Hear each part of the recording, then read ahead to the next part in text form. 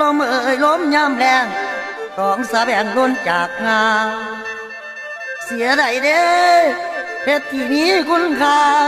หลุดมือไปแล้วจังหูว่าคุณค่านับอานันต์กลับมาฝันเจ้าอย่ามาสายแน่นเฮาโอ้โอ้โอ้โอ้ยนาละอันนี้น้อเพิ่นว่าคิดบ่แน่บ่ทั่วมันสิหัวทั้งกลางวางงอดก็มีคุณค่าควรพันล้านปานยังปิดตาอายงมงายให้อายซื้อ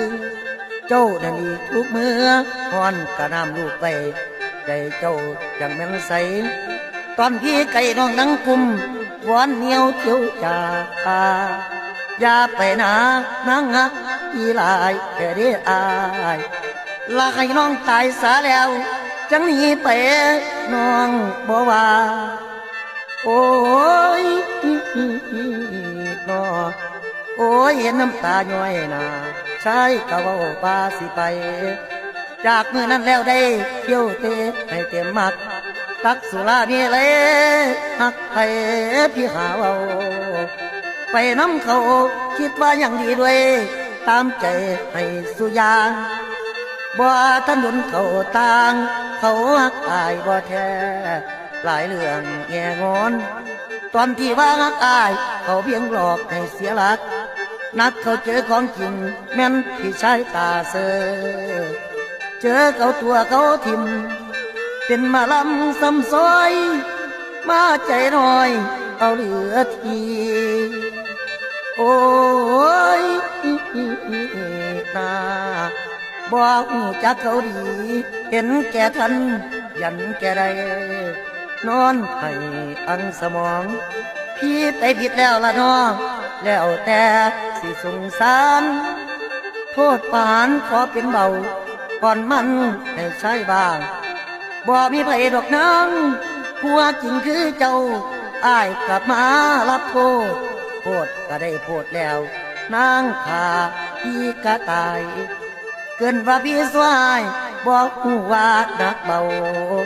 พี่เสื้อเขาจนตามัวหักเขาจนลืมเจ้าเว้านำของแนวนี้สอพอปิ่นปอกบอกว่าดีกะดอดีได้กะบ่ดนชีวิตพอทุกข์ล้นเสียทาเสียทีหมดศักดิ์ศรีญาติกาสิ่งสังเพราะว่าชายก็มีเจ้านางบ่เอาขึ้นดีด้วยอยู่ตามกำดอกทางพี่ขอขึ้นดีแล้วแต่เจ้าย่อมวนบอกว่ายอมพี่ตรอมพี่เหงาใจเศร้า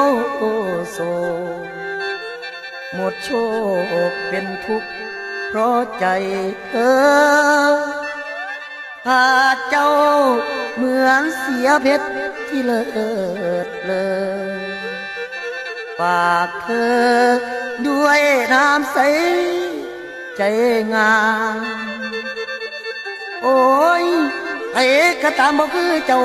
แสนดีล้นเหลือทีอายมาขอคืนดีอย่าหน้างอหน้างำพี่มางอเจ้าอย่างอนวอนสอนเด้เอ้ย